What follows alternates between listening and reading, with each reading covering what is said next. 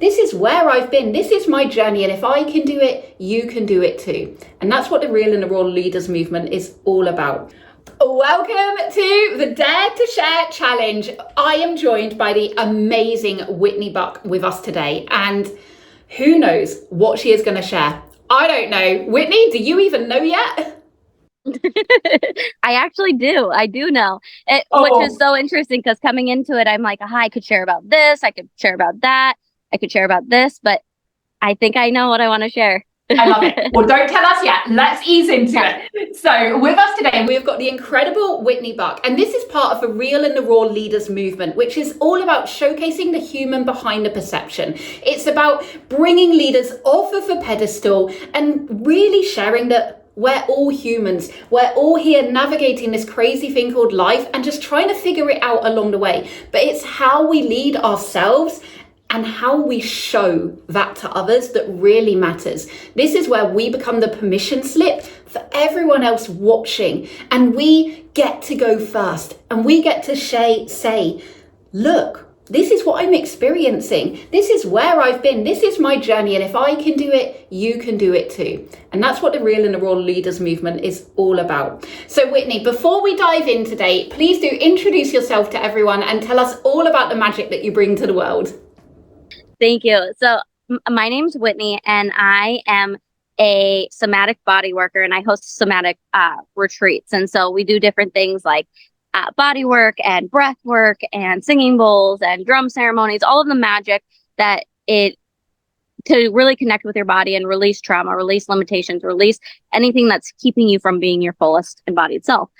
What's really fascinating is like in doing this work, it requires vulnerability. In doing this work, vulnerability is at the forefront. And so that's what I do. I work with people in releasing the stories, the narratives that no longer serve them from the physical tissues of the body, and help them expand into the version of them that they want to be, that they desire to be. I love that so much. I used to sell crystals actually, so I'm very much into all of that woo stuff. So I love it. Okay, so Whitney, you know how we're going to roll. We have two questions for you today, but before we dive in, I want to ask you, are you going to opt for level 1 or level 2 of your vulnerability today? I'm going to opt for level 2, something that I'm going through in real time. She's going extreme. Bring the heat. Okay, I love this. Right, let's start with the first question. What does being a real and a raw leader mean to you, Whitney? And I don't just mean in business, right? I mean in your real life, in your everyday, going about everyday life. What does that realness and that rawness really mean to you and the people around you? It's being authentic and showing up in a way where you're also doing the work. So for me, my work has always been the evolution of me. So as I evolve, my work evolves. As I evolve, my work continues to evolve. So for me, it truly means to show up in an authentic way that is honest and with an integrity and an alignment, because integrity and alignment go hand in hand for me. And serving from a place that is in my highest alignment for others so that I can serve others at the greatest capacity. I love that so much. The authenticity, that's a good word. The authenticity and the alignment are such powerful traits to really embody. And I also think, they're real buzzwords. So it's really about harnessing the depth of what they mean, isn't it? And really making sure that you have that with integrity as well. I love that so much. And really checking in to make sure, am I doing this for me, or am I doing this from a place of people pleasing? Because coming from a place of people pleasing in the past, that's what I know, that's what I've learned, that's where I've been conditioned. Coming from that place, it requires that space of me truly checking in. Am I doing this for me, or am I doing this from a place of people pleasing or projecting what I think they need?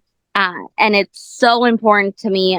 It's Melanie Anlair once said, it's for me, for you, for us. And I truly live by that, because it's this space of when I serve from a place that serves me first and foremost, I give the most juiciest offers. I give the most juiciest content. I have the most juiciest sessions, one-to-one sessions all of the things. And it's because it comes from a place that this is in alignment with me first. And I know that's where I give the best work. And so it definitely requires that checking in. Yeah, absolutely. I love that so much. And it's so important for all of you guys watching to check in with yourself and ask, who am I doing this for? Because a lot of people will say, you know, think about your clients first, serve them first. But I believe, as you said, Whitney, it has to be for you first, because if you're not fully feeling it, then you're not going to be fully bringing it. So I love that so much. Yes. Okay, let's dive in to the big question, shall we? Yes. So, Whitney, today, what are you willing to dare to share with us all? And I always like to just put a little bit of a precipice around this, right? So for everyone watching, this isn't about leaders coming on here and pitching to you. It isn't about, I've got this course, so I'm going to kind of wangle this in because it links to it. It is about showcasing their human. It is about saying, look, I am no different from you. I am figuring all of this out as well, but this is how I'm leading myself through it, or this is how I've led myself through it. So with that being said, Whitney, the stage is yours. So I want to start with the vulnerability piece. Like, it's something that I've worked really well within clients, but what I've found is there's been this hitch of where I am not allowed, this belief, I'm not allowed to be vulnerable. I'm not allowed to be fully seen. I'm not allowed to be fully visible because that might mean they leave me. That might mean that they may reject me. They may not love me. They may, like, insert whatever belief you want to put there. But that was really wired deep within me. And so it required a lot of, like, going inward, doing the somatic piece, doing those things to release this idea that I couldn't be vulnerable. So, and this feels like it all came to a head about a month ago, actually. And so in the last month and a half, I found myself in a space where I actually feel safe in vulnerability. I actually feel safe in sharing what I'm going through, what I'm navigating, that I'm not freaking perfect, that I don't have to be on a pedestal, that I'm allowed to be human. And so in that, I found myself leaning into these spaces where I'm willing to receive help from my husband. I'm willing to receive help from my friends. I'm willing to receive help from family members, and recognizing that it doesn't mean anything less than about me. It doesn't mean that I'm not good enough. It doesn't mean that I can't do it on my own, but it comes from the space of, like, collaboration, sisterhood, like community, and the value of that. So this is all relatively new for me, being fully vulnerable and fully seen on a whole nother level. When it comes to sharing my raw truth and the vulnerability of, like, what's going on with me right now, so I have a 9-month-old son, and he is the literal light of my life. His name's Solomon. We call him Soul Son, and he is just so bright, the happiest baby. He's full of life. He's very strong-willed. He knows exactly what he wants and doesn't want, and he vocalizes it. And he has done that since birth. It's the craziest thing. I'm like, how could such a big soul be in such a little body? And so when I was going through pregnancy, before I got pregnant, we had been trying for 2 years and nothing had been happening. And I'm like, is this for us? Like, are we actually going to have kids? Are we actually going to be able to do this? Because this is the chapter that we want to dive into, but it's not freaking happening. And when I got pregnant, right before I got pregnant, I had released some abandonment wounds that I didn't even realize were there. And the pieces were, like, came together. And I, in a moment that I made a decision for my dad, I ended up abandoning myself, but also felt abandoned by him because he didn't have the emotional space to hold for me. And this was back when I was, like, 17. So it was it was like 12 years ago. And it all came back, like, to that point where I was like, oh my gosh, I've been holding this within my body. So I released that, and I was like, Sean, I think we're going to get pregnant this month. We ended up getting pregnant, which was wild. And pregnancy was nothing like what I expected. So I went into it and I was like, I'm going to write a book. I'm going to talk about all the spiritual side of pregnancy. This is going to be so easy. And because I'm connected and I'm like, I got my shit together, and, like, total ego of, like, I have all of this together. This is going to be a walk in the park. Boy, was I in for a rude awakening. It was the biggest initiation of my freaking life. I was wrapped around the toilet for a majority of my pregnancy. I was so sick. I had made a commitment in business prior to this for a mastermind that I didn't get to use at all. And it was a huge leap of faith financially. So like money's going out of my account. No money's going into my account. I'm feeling like, oh my God, are we going to end up on the streets? Are we going to end up like, did I just screw all of this up? Like all of those feelings of like, I'm a failure. I'm the one who caused this. I'm going to be the one that puts us on the streets. Like now all of this falls on my shoulders, my husband's shoulders, and all of it. And like, this is all my fault. And we went through pregnancy and it was like literally the hardest thing I've ever been through, navigating my savings being gone, my, which was like a huge, like, oh my God, now I don't have it together. Like I'm considered a leader. I'm considered like I have my shit together. I've worked on my money beliefs. I've worked on all of this shit. And here I am face to face with like, I'm drowning and I'm forced to lean on my husband as the main provider. And it was so freaking hard. And then fast forward, we went into, we ended up having Soul 6 weeks early. And so he came on the fall equinox. He knew exactly when he wanted to come in, apparently. And he came in on fall equinox and 6 weeks early. And I didn't get my home birth that I also envisioned. So we were in the hospital. We had baby there, which was perfect, exactly what it needed to be. But there was this space of like massive grief because I didn't get the birth that I wanted, but more so I didn't get that. The one thing that I literally was leaning into was like that golden hour, that where I got to hold my baby for an hour. I got to hold him for a minute, which I'm grateful for. And he was wheeled away into the NICU and spent 19 days in the NICU. And that was hard. And one of the things that I really navigated in the vulnerability piece of this was like, I was sharing on Facebook about like what I was going through. And I really realized that there's this space, and this is such an important conversation. This is such an important piece. If you get anything from this conversation, is that we are so multifaceted. We have the ability to feel grief.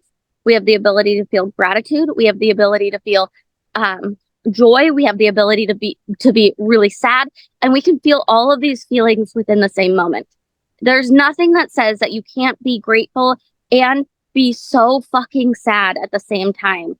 And when I was sharing these things, there were people that like really knew how to hold space and were like, oh my gosh, I see you. Like, I can't even imagine going home 17 days in a row without your baby in your arm, like leaving your baby and going home. And there were people that like truly saw us, held us, supported us, were there, brought meals, like sent prayers, like you could feel it. And then there were people that were like, oh, you should be grateful. He's in good hands. He's being cared for. Take advantage of that sleep while you have it. And what they didn't realize is that I was grateful. Like in every moment that I was grieving, I was also so unbelievably grateful that he was earthside, that he was cared for, that he was all of these things. And so one of the things that really has been put on my heart is like to show people and teach people and walk with people who are navigating all of these really heavy things, from trauma to cancer to having a NICU baby to whatever it may be, recognizing that you're allowed to be multifaceted and you're allowed to have all these feelings. And for me to even be able to express that was such a vulnerable space, because I was like, I don't want to step on anybody's toes. I don't want to make anybody upset. But like, also, you're kind of being an a-hole at what you're saying, and you're not actually seeing me as a human being who can be multifaceted. Mm-hmm. So fast forward, postpartum, the last 9 months, I also ego was like, it's going to be the most beautiful postpartum. I'm going to be so connected to my baby. I'm going to feel all of the happy feelings. Like I'm going to be the mom who's wearing the baby in the beautiful pictures, frolicking through those flowers and making sourdough and like all of these breastfeeding. And none of that was the case for me. And this is the big piece of the vulnerability for me, was that the postpartum has been one of it harder than pregnancy. harder than birth. Postpartum has been so hard. I was like, no, I won't have postpartum depression or anxiety. 1000% have had postpartum depression and anxiety. And there's nothing wrong with that. But there's so much shame that comes with it. There's so much shame that comes with your capacity being met and being like, oh my gosh, I need to put my baby down and I need to step out of the room and take a breath because like I am so overwhelmed and overstimulated from 3 hours of crying. And like you can say that and from the outside you're like, yes, mama, put that baby down, take a breath, come back. But like when you're in that space, like I have felt like a failure more than I have felt like I'm succeeding. I felt like I'm failing soul more than I feel like I'm doing good for him. And that was one of the biggest things that I came into motherhood and being like, I'm not going to inflict any trauma. I'm not going to he's going to be able to be set up for so much success and being who he wants, having a voice, being expressive. And like, in the same time, I'm like, my capacity is like being met and stretched every single day. And I was telling my husband, I'm like, in the last 9 months, I truly feel like I've failed more days than I have succeeded. And I feel like there are even times where I'm like, did he pick the right mom? Did he pick the right parent? Like, am I the one for this job? Is he too big of a soul for me? Like, is he too powerful? Is he too strong-willed? Is he, and while also like holding the shame of like, I never want him to feel like he's too much. I never want him to feel like his voice is too loud or that he's too expressive or he's too this, while also me learning how to amp up my capacity for someone so big. And so postpartum has been another level of initiation. There's been so much shame, there's been so much guilt, but there's also so much love. And it feels like there's the light at the end of the tunnel. Like he was colicky, he's strong-willed, he knows what he wants, like he's a high needs baby, and it feels like we're now about the 7-month mark. We really turned a corner. We really honed in on what his allergies were and like what we were impacting all of this. And like just in the last week, other than being sick, me and him, like it feels like we're turning a corner. Like we can finally communicate, that there's finally that connection. Like we're finally coming out of it. But there's truly in the last year and a half, I felt like I failed more than I have ever failed before. And it's been the space of like, holy shit, I've been through the initiation of a lifetime. I have so much resilience, and I have so much that I've been walking through fire, and we're still coming out the other side. And this isn't going to stop me. And this has given me even more momentum, like more motivation and purpose to walk with mothers, to walk with those who have gone through the freaking fire and be like, yes, we walked through the fire, and what do we want to create now? Because truly postpartum was pregnancy, birth, and postpartum were nothing like I had said they were going to be, envisioned that they were going to be, and yet they were perfect, and we're still walking and we're still moving.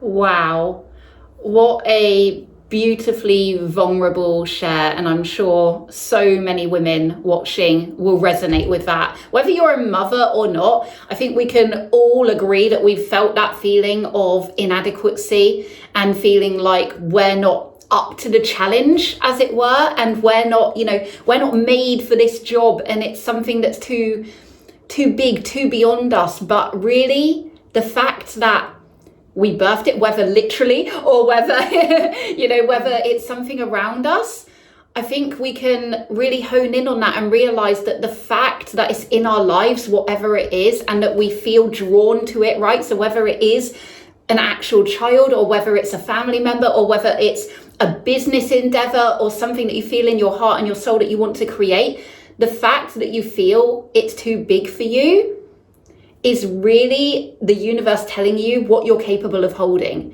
and what you're capable of becoming whilst you step into those bigger shoes, right? Into that next level of expansion. And this is just so so beautifully vulnerable, Whitney, and I'm so honored that you were brave enough and courageous enough to share with us today. And I have one more question for you before we go, and that is, what does being on the Dare to Share challenge mean for you? Why were you drawn to come and partake in this challenge in particular? Yes. One thing I want to add to what you were saying before I answer this is when we feel like we're inadequate or we're not enough, or this is too big, or what our dream is too big, or what in front of us is in front of us, like, this is, who am I to desire this? Who am I to go after this? Who am I to create something like this? Who are you not? Because I truly believe that when you go through these initiations, when you go through these spaces where you're like, oh shit, I want that, but that's so big. Who am I to want that? That is truly God's source, universe, whatever you believe in, putting it in front of you and saying, this is meant for you. Who are you going to become? Who are you going to embody? Who are you going to walk as? That is going to allow you to be a match for this, because it's already done. It's already written in the stars. You just have to choose it, and you have to choose to embody what is a match of that, and just get a little delusional and like believe that it's already done and it's already yours, because it is. It truly, truly is. Absolutely. And then what drew me to this challenge is we went and recorded a podcast together, and we really dove into the vulnerability piece. And I really felt that connection with you in the power of vulnerability and the power of allowing yourself to be seen, allowing yourself to be seen as human, allowing yourself to be messy, allowing yourself to not always have to be perfect, embodying perfectionism. And that is truly what drew me to this, because if there's one thing that you can get from, which is this whole challenge, you don't have to be perfect. No one is asking you to be perfect. And if someone is asking you to be perfect, that is a projection of them and has nothing to do with you.